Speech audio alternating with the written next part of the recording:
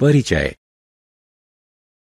खाना बनाते समय यदि आप करछी को पकाने वाले बर्तन में छोड़ दें तो जब थोड़ी देर बाद आप इसको छुएंगे तो यह गर्म महसूस होगा।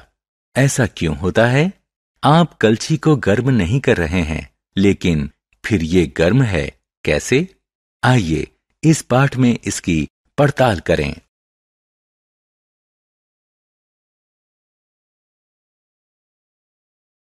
उद्देश्य। इस पाठ के अंत में आप निम्न करने में सक्षम हो जाएंगे: ऊष्मा के प्रभाव का वर्णन करना, ऊष्मा के स्थानांतरण के प्रकारों को पहचानना, चालन, संवहन और विकिरण, ऊष्मा के चालक और कुचालक का वर्णन करना। ऊष्मा के प्रभाव। जब किसी वस्तु को ऊष्ण किया जाता है तो उसमें कई परिवर्तन होते हैं। वस्तु गर्म हो जाती है, वस्तु का आकार फैल या सिकुड़ सकता है। कोई पदार्थ ऊष्ण करने पर अपनी अवस्था भी बदल सकता है। उदाहरण के लिए पानी को ऊष्ण करने पर यह वाष्प में परिवर्तित हो जाता है।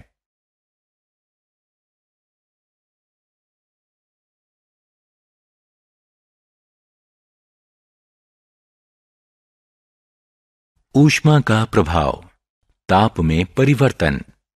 गर्म करने पर हम ताप में परिवर्तन देखते हैं।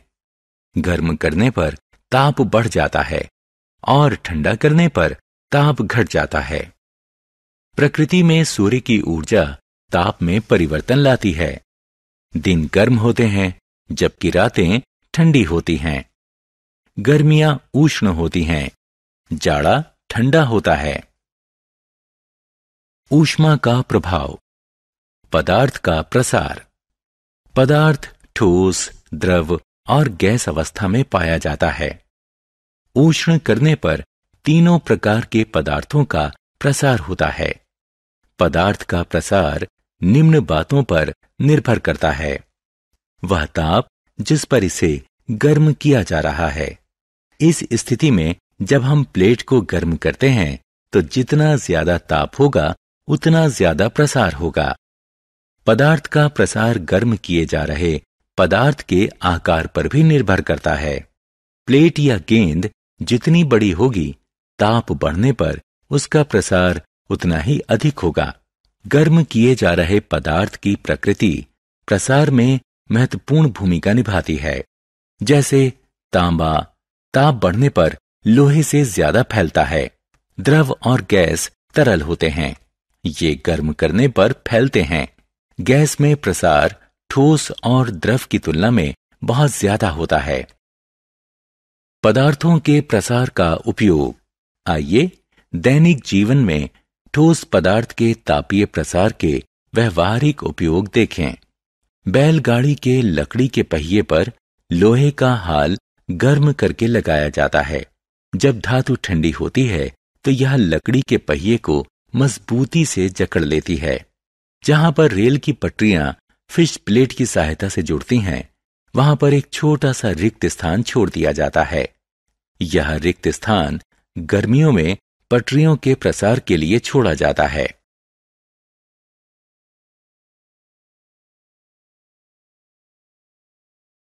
ऊष्मा का प्रभाव। भौतिक परिवर्तन। आइए अब देखें कि ऊष्मा पदार्थ की अवस्था में परिवर्तन कैसे लाती है। ऊष्ण करने पर ठोस द्रव में और द्रव गैस में परिवर्तित हो जाता है। इसके विपरीत ठंडा करने पर गैस उष्णता खोकर द्रव में परिवर्तित हो जाती है और द्रव उष्णता खोकर ठोस में परिवर्तित हो जाता है। वह ताप जिस पर ठोस पदार्थ द्रव अवस्था में परिवर्तित हो जाए उसे उसका गलनांक कहते हैं। बर्फ का गलनांक 0 डिग्री सेल्सियस है।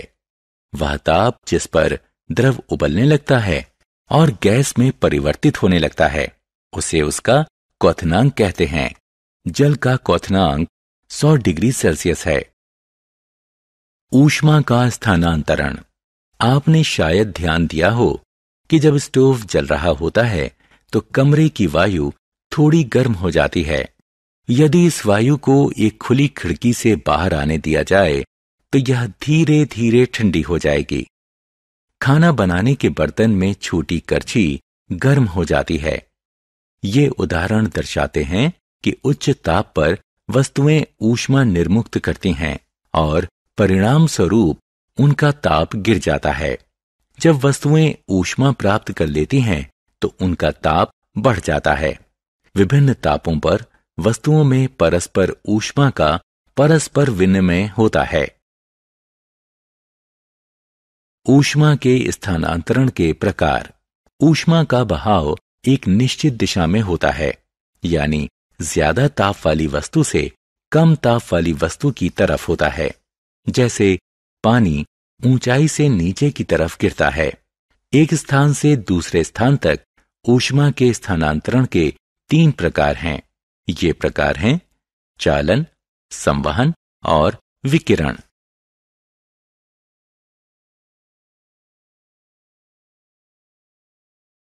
चालन।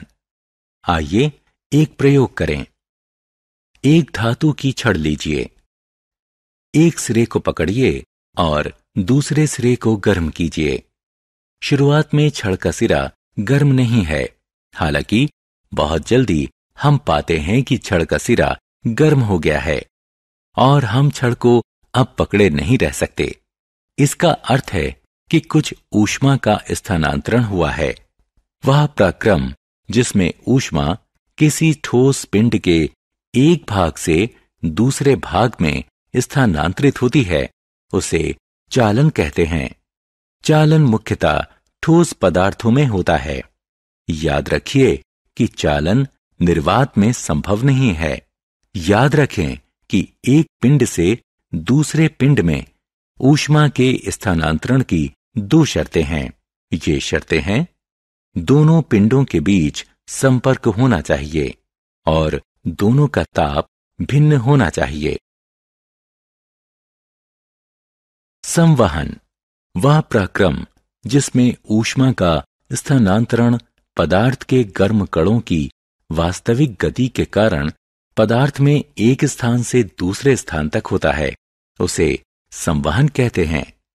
ऊष्मा का संवहन तरल पदार्थों जैसे द्रव और गैस में होता है और इसमें पदार्थ गर्म स्थान से ठंडे स्थान की ओर जाता है।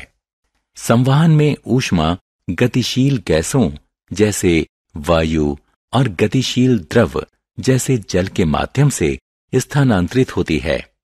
वायु की वह गति जो ऊष्मा को गर्म स्थानों से ठंडे स्थानों तक ले जाती है, उसे संवहन धारा कहते हैं। विकिरण एक तीसरा प्रकार भी है जिससे ऊष्मा गर्म पिंड से ठंडे पिंड में जा सकती है। स्थानांतरण के इस प्रकार को संवहन कहते हैं और इसे दोनों पिंडों के बीच किसी माध्यम की जरूरत नहीं पड़ती। सभी गर्म पिंड ऊष्मा विकिरित करते हैं। गर्म पिंड अपने चारों तरफ ऊष्मा की किरणों का विकिरण करता है। सूर्य की ऊष्मा हम तक विकिरण के माध्यम से पहुंचती है। ये कई लाख किलोमीटर की दूरी तय करके पृथ्वी तक पहुंचती है।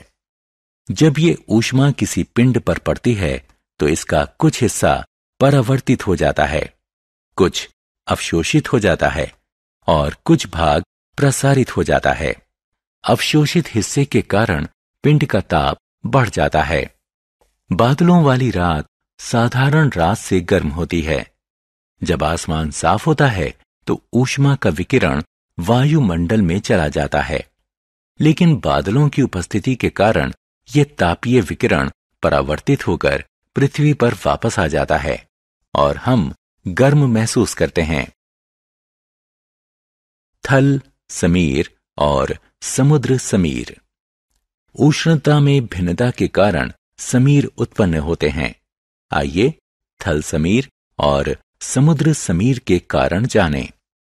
दिन के समय थल समुद्र के जल से ज्यादा गर्म होता है। थल की गर्म हवाएं ऊपर उठ जाती हैं और समुद्र की तरफ की ठंडी हवाएं किनारे की तरफ चल देती हैं। यह समुद्र समीर होती है। रात में ठीक उल्टा होता है।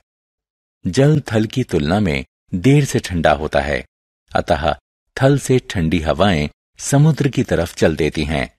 इसे थल समीर कहते हैं।